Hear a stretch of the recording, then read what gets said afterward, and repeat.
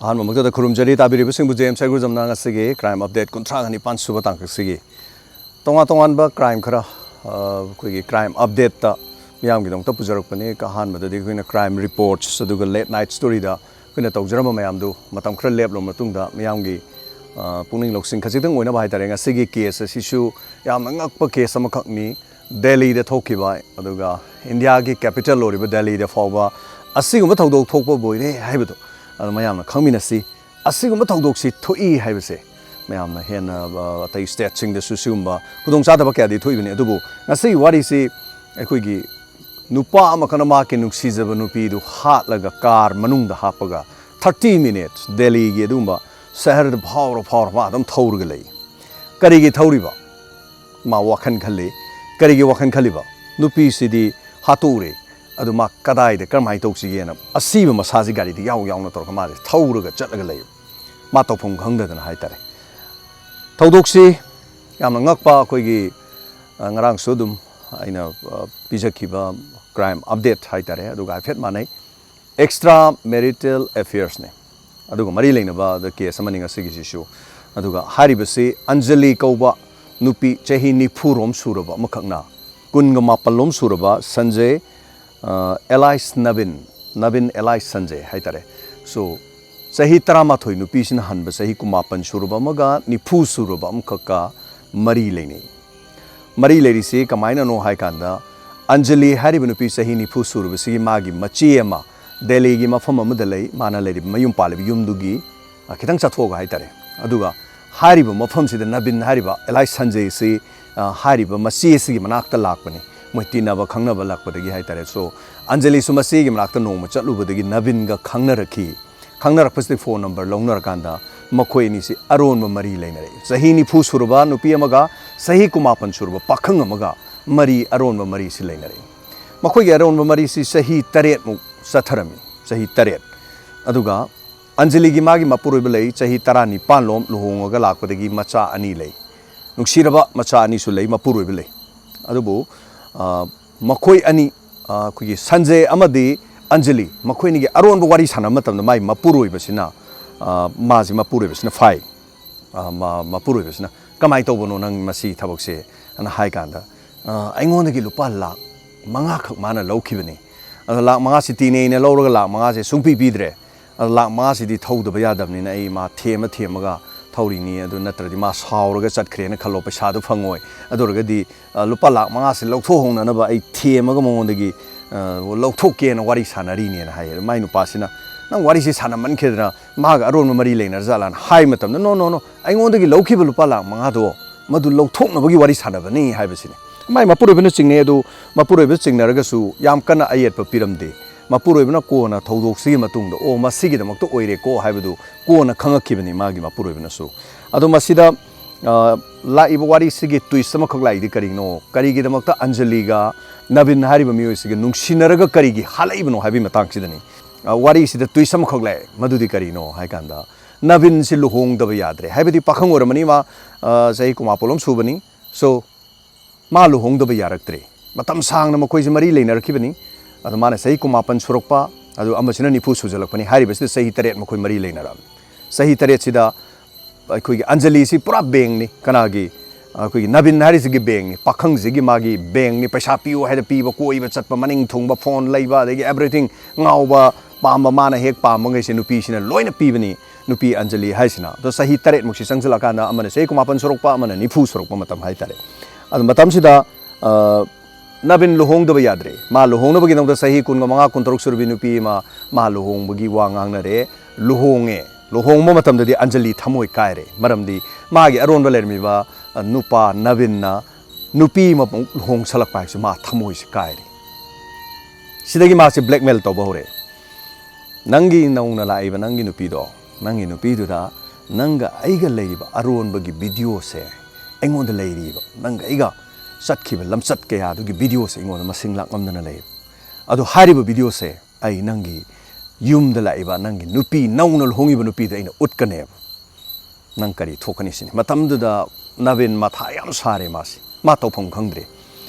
अदुन मसिन मरम ओरगा मासे ब्लैकमेल तौरे हाइबा वाफम सिने मसे कोना पुलिस ना फागला काना हाइरक वाफम नि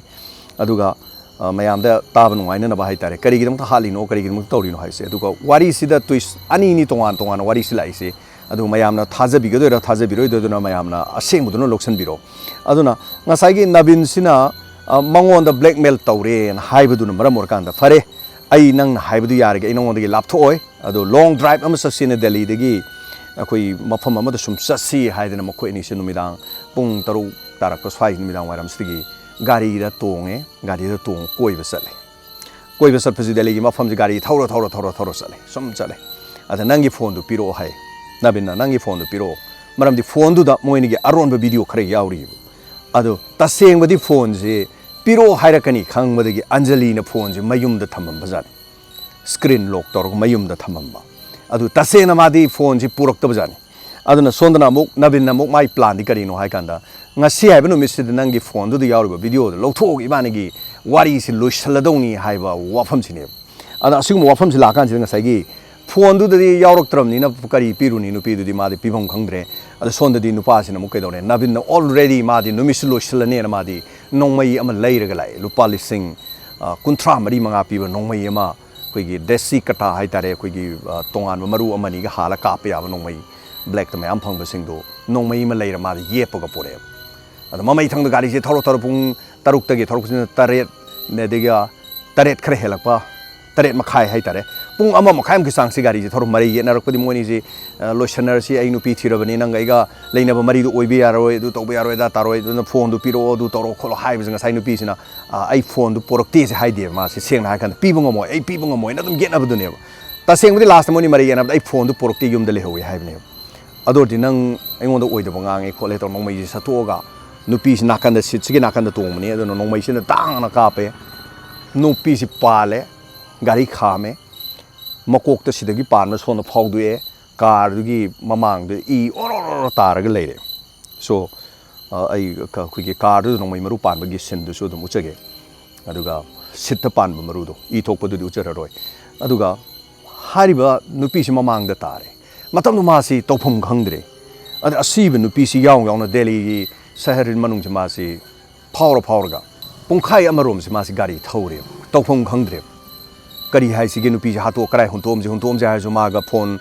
magi phone call dagi khanga kani gari de punna pung taruk te chatmi nei adagi di hojikti police na loina khangba ngame location gi matung ina CDR recorder kana ga wari sanai kana ga mari leinei kari tawi ha bi police na loi khang pani na lot pe yaroi dong ne asibi masa huntom ga su indhar ga thama ga su khang dong leira ba kari gum khara leibni ma chu upai le te kari tau si ge ma chi khala kanda mamai thang da ma na khale nupi si ma ga thabam chatmi na bani adu ma nongmai ma puthore aduga sum maji mathai nungai ta dani imung manung ge awa ba wari yam sara me du nongmai si mathanda tor dang kapsala sigre nupi ji society tawre hai ba wafam silai sida mana magi mapa ga bomina ba nabin gi mapa pomina makhura da phone tawe samai tawdana ai ga kano ga do anjali ga du chatmina bani thabuk chatmina ba da nongmai pu thoro mathanda ka pe uncle ai kari tawdoino na khalaga ma si leire matha san aduga Hindu college Delhi gi Hindu college mayam khangbi ko masak maming na ba Hindu college gi gate mayarom da ma si leire matha sa na leire ada nupa ma khangna mu gari ma kham le du kari do janu gari khami jen ha pe chapter yong kan da sit tu da nupi ma I myam thoga nongmai na pala salla ta le du da PCR Delhi gi control room da phone tawi nupa ma hello smai to duna kano da car ma gi manung da nupi ma si baksang da nongmai nupa le leire masa ma thand si jabo or mali suicide to mali mai mong che nongmai si manak ta tai aduga kano tawi khole an haire matam du PCR da Delhi da leiba akhoi police ta phone tawre then police ki team ma pham adu da lakna ba honare si honoring ai da nupi du gi ba kano si da asiba manak ta police yorok tring ai da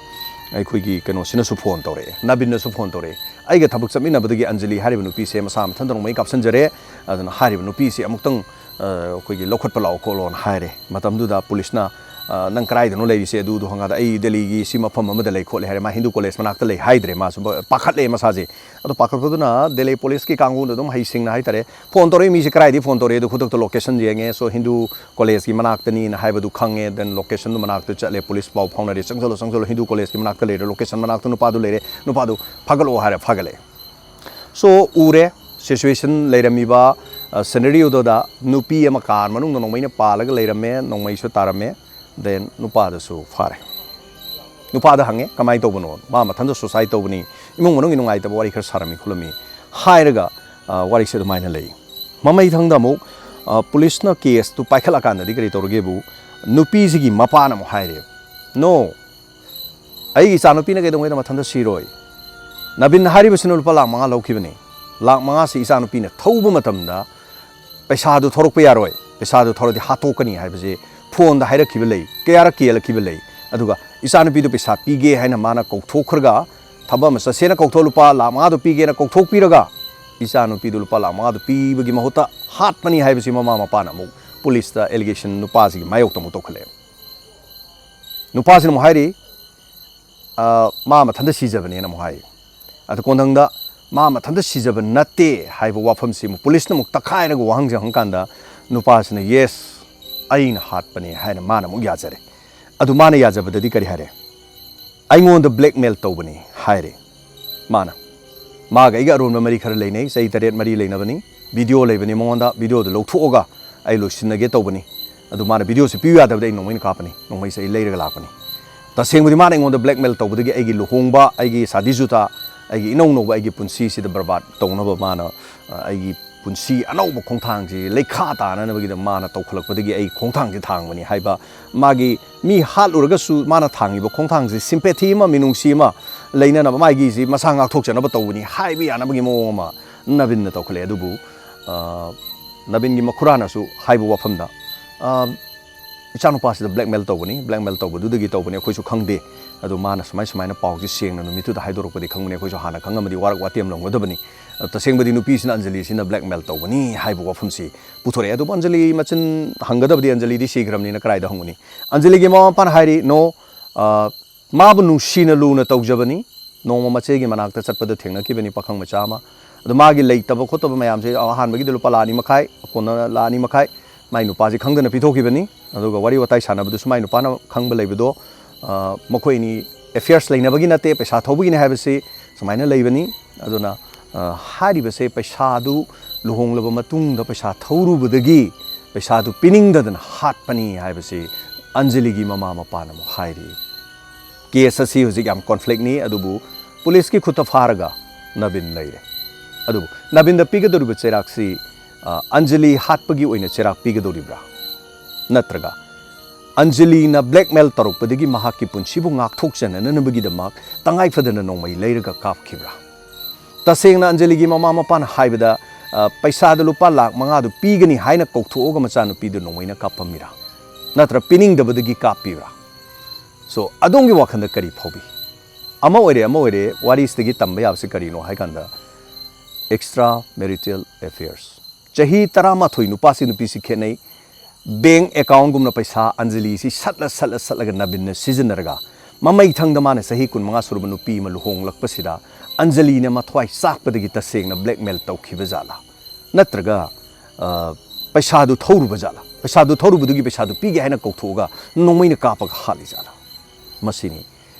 तोंगा तोंगान ब casing हाइतरे थोई हाइनिंग हाइलेते सिगुमा थौदो वाथोक्सिसु लुहोंग लब मतुंगदा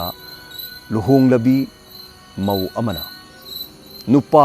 अरोनब थंबा हाइबसिदी मसिंग लांगमदना अदुमक लई हाइजबता थांगलगदि खोंथांग अदु अदोमना सिगुम खोंथांग से section बियो अदोंगी पुंसीदा मिसी मिना अमदि yum काइने नबगी मसा ओइनबु ओइबा तारगदि अदोम खोंफम अदुदगी हंदोकननबगिदमक वाखन खनबा हुबिरो खोंफम अमा थांग्रिंगी मतमदा खोंफम असिगी असोइबा करी लाकदगी हाइबा वाफम तांगनिंगाइ लेते मियाम हेना खंगबा वाफम अदुना असिगुम केसिंग एसे ताबिरकांदा पुनिंग लोक्सिंग ओबियु अचुंबा अरानबा करिनो हाइबदु इसानासु खनबिरकांदा लोक्सिनबियु ngasiगी क्राइम अपडेट 39 सुबा तांग का ताबिरगा दोगे थमोइदा करि फाविबोगे सो फीडबैक कमेंट खरा पिबिरमु लोइनाना हारिबा थोरमसी मियामना सपोर्ट तौबा येंगबदी क्राइम रिपोर्ट्स इंस्पेक्टर तयाय गुमनदी येंगबदी यामना वाटली सपोर्ट यामना तौबिबो वाले अदुबु तसेंगना पाम्बिबा सिंग हाइतारे मेलि सिंग माने फुमा यांखै मगिदी अदुम होनजरी so thank you so much मखाताना अदुमा सिगुम्बा पुनिंग लोक्सिंग ओबे आबा केस पुदुनो लाक्सगे मथांगदा मो टिल देन मतमदु फावगी मियामना गाक्तंग लापथोकचरी जेम्स साइगुरजमना मुकाना मैं अपना खुरुमजरी